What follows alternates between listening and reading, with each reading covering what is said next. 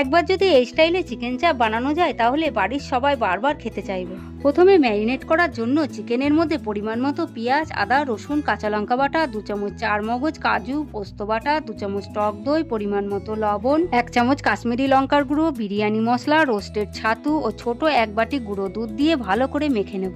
এরপর তাতে 1 চামচ কেওড়া জল, 1 চামচ গোলাপ জল, সামান্য মিঠা আতর, ছোট 1 বাটি সাদা তেল দিয়ে আবারও ভালো করে মেখে সেটিকে 3 থেকে 4 ঘন্টার জন্য ম্যারিনেট করে রেখে দেব।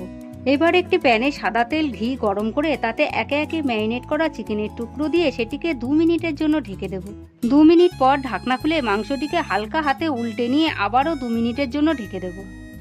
এরপর ঢাকনা খুলে তাতে ম্যারিনেট মশলা ও সামান্য জল দিয়ে হালকা নাড়াচাড়া করে 15 থেকে 20 মিনিটের জন্য ঢেকে ঢেকে রান্না করে নেব। 15 থেকে 20 মিনিট পর ঢাকনা খুলে সামান্য গরম মশলা ছড়িয়ে নামিয়ে নিলেই রেডি আমাদের টেস্টি চিকেন চাপ। ভিডিওটি ভালো লাগলে অবশ্যই লাইক, কমেন্ট, সাবস্ক্রাইব করে দেবেন।